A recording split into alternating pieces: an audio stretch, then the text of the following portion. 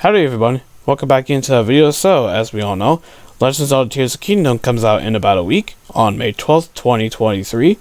I'm very excited for the game, and kind of based on what I've been hearing, the game is shaping up to be a phenomenal experience. So, but with that out of the way, previews actually went out like 1 or 2 weeks ago. Funny enough, because I was actually coming back from vacation when that was going down. But anyways, publications were flown out across the world, US and similar other countries for, I think it was around 70 minutes, I think. So they got to play just a small taste of what this massive game has to offer. Well, one publication did not get invited, and they're super salty about that. You can kind of take a guess about who it is. I'll give you 5 seconds. Oh wait, it's Kotaku. So, and one of the journalists over there started to cry about it on Twitter. So here's what he had to say. It's preview day for Zelda Tears of the Kingdom, a huge game I would love for Kotaku to be able to inform its millions of readers about firsthand. Unfortunately, Nintendo still has its blacklisted from advanced coverage, a move I would argue is very unprofessional. Unprofessional. Calling Nintendo unprofessional, because they blacklisted you. But they wouldn't do that for no reason, right? Right? Oh wait, they actually have a very, very legitimate reason for it. Because y'all remember this article from October 2021, because around that time, Metroid Dread was coming out, and knowing the history of sales of the Metroid franchise, that's not sold very high, let's just say that. It's more of Nintendo's, least selling IPs, but it still is very popular among the community, myself included. So here's what Kotaku did back then. They did this. They literally wrote an article stating that Metroid Dread is already running on Switch emulators on PC. And you can also hack your Switch, by the way, because that's another reason why I'm being talking about this, is because of that. So literally, Kotaku wrote an article promoting piracy and emulation. So I gotta ask you, what did you think Nintendo was gonna do, Kotaku? What did you fucking think? But anyway, here's a whole expert from the article, kind of talking about it, the whole emulation and piracy thing. And by the way, Switch emulators have existed for essentially ever since the Switch came out, because of the tech that the Switch uses, which is just a stock Tegra X1, by the way. So Nintendo, they're probably not going to go through that again, because they would be back at square one. So, yeah. But a few hours later, after the original version of the article, which actually promoted piracy, Kotaku goes and does this. Per request by Nintendo, we've updated the article to generally assert they do not promote or encourage piracy, only because Nintendo called you out. Kotaku declined to exact changes that blurred the line between suggesting aggressive line edits to preserve editorial independence. But wow. So gee, and you wonder why Nintendo blacklisted you. What did you expect, Kotaku? Really? What did you expect, guys? But anyway, so, as you can clearly tell, Kotaku is very, very salty, and they still hold a grudge against Nintendo over that, which is almost 2 years ago. But, so, because they couldn't get, preview coverage of the game, how else are they going to cover the game before it releases? Well, they decided to be very petty into a really scummy move. You could probably guess what it is. Because the game got leaked, so the game is out there, by the way, for people to play on their hacked Switches and emulators on PC. And based on what I've heard from people, because I've talked to people about who have actually already played the game, they're telling me the game is absolutely phenomenal, by the way, which I kind of figured it would be. But guess what Kotaku decides to do to get some kind of revenge, I guess, against Nintendo? They go and do this. They literally write an entire fucking article spoiling the game. Wow. Anyway, the black part I blacked out, that's actually spoilers about the game, so I don't want to spoil the game for anybody, so I blacked that out. Anyway, the entirety of Tears of the Kingdom recently leaked online over a week ahead of the game's May 12th release date. Now some players are making their way through it, and they're actually streaming their game for all to see, while hackers comb through the game's files for more clues. By the way, those streams that have been taken down, by the way, because Nintendo claimed them and strike them down. So, which is not surprising to say the least. I mean, it's a game that hasn't even been officially released yet. It's almost here though, and it's obviously a very highly anticipated game, obviously. But you kind of see what and Kotaku wonders why they've been blacklisted. But here's some little history there, because this is the first time that Kotaku has been blacklisted by a publisher. So let's take a look at this incident that came in 2013. Because y'all remember Fallout 4, right? Y'all remember that. Well, 2 years before we even found out the game existed, Kotaku did a whole expose revealing the setting of Fallout 4.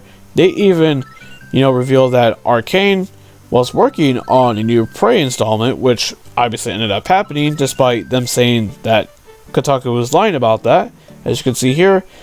And as a result of that, Bethesda blacklisted them because of that, dating all the way back to 2013. So even around the time the 8th generation consoles were coming out, and Kotaku has been blacklisted ever freaking since. So yeah, Ethan, and you wonder why publishers are blacklisting you, but then again, you're a piece of crap, publication in the first place. You're a joke anyways, but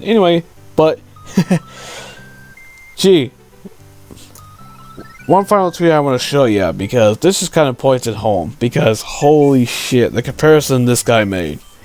My god, what were you thinking, Luke? Plunkett, what were you freaking thinking? Oh my god, my head hurts just even thinking about it. Anyway, he literally compared his website getting blacklisted to World War II, a war people lost their lives to protect independence for the representative countries around the fucking world. Let that sink in, as you'll see here. For the record, this is how I feel about publisher blacklists. And one guy replied back, which is dead on, comparing getting blacklisted because you're promoting piracy on your fucking website to the atrocity of World War freaking II is ugly. How could you compare something of that gravity to your video game freaking website? It's pathetic. It's absolutely pathetic. It's meaningless behavior. Wow. And people freaking wonder why the game, game journalism is considered a fucking joke.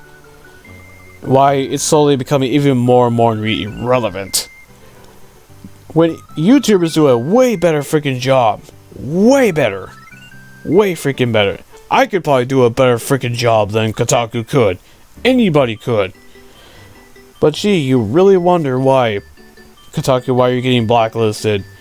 And if Nintendo decides to kind of sue your butt over this, I don't blame them one bit, because holy shit, Kotaku.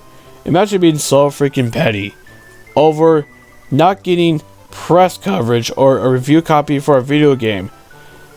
Wow. I mean, heck, even review copies have gotten leaked in the past, especially when it comes to Switch games. Like, what did you think was going to happen? Did you really think Nintendo was just going to sit by and say, oh, it's okay. It's okay. You have lost your mind. You have lost your freaking mind. If you think Nintendo was just going to be okay with you promoting piracy and emulation for one of their, exclusive games on the Switch, what did you think was going to happen? Considering the history of that Nintendo has done, where they literally are suing people. They sued a couple who ran a ROM website a couple years ago, mind you. Not to mention recently, y'all remember that Gary Bowser hacker that's been in the news recently? The judge ordered him to pay Nintendo 20% of his earnings from every paycheck for the rest of his life. Think about that. So why the hell would Nintendo be okay with a journalistic publication like Kotaku promoting piracy? What did you think was going to happen, Kotaku? Did you really think Nintendo wasn't going to be upset with that? Of course they were. Of course they are. Especially when it's about a series like Metroid, which has not sold the best ever. I think the best-selling Metroid game was, unironically, Metroid Dread. So, that's a Switch effect, buddy.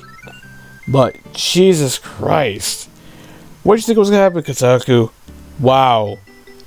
Gee, and people wonder why, game journals, mainstream media is a joke. Like, why would people go to your website outside of getting sources if they're doing YouTube videos like I am, when they could just watch YouTube videos and the YouTubers do a way better job than them? Like, what did you expect? But wow, talk about, you've really lost your minds, Kotaku, haven't you? You really have. And you wonder why, you know, at that convention where people literally memed your integrity because you got 0. The only whatever little integrity you had was when Jason Schreier left. And even when he was there, it was still considered a joke. Now it's just pathetic. It's really sad. And Nintendo decides to come after you, I don't blame them one bit, because wow, imagine spoiling a game that millions of gamers are hyped for. Because you're so petty and salty that you don't get press coverage. You're not entitled to anything. You're a journalistic website. Be actually professional. So what that you didn't get? Just buy the game at launch like everybody else. Wow. Unreal. But yeah. That's all I gotta say at this point. But wow. Very unprofessional, Kotaku. Very unprofessional. And very hypocritical too. Because you're calling out Nintendo for being unprofessional when you're the one being unprofessional. By promoting piracy, knowing full well how Nintendo is very against it. And is very aggressive with trying to stop emulation, when we all know damn well that's never going to happen. If Nintendo would just port their games to PC, none of this probably would have even happened. Piracy would not be, you know, an issue as much with their games in the freaking first place, but Nintendo is so ancient when it comes to their policies. But whatever. They make amazing games, but they are way behind the times. But anyway, that's all I really gotta say on this. What do you guys think? Let me know down in the comment section below. And if you like this video, hit the like button and consider hitting that sub button so you do not miss any more videos. And I'll see you on the next one.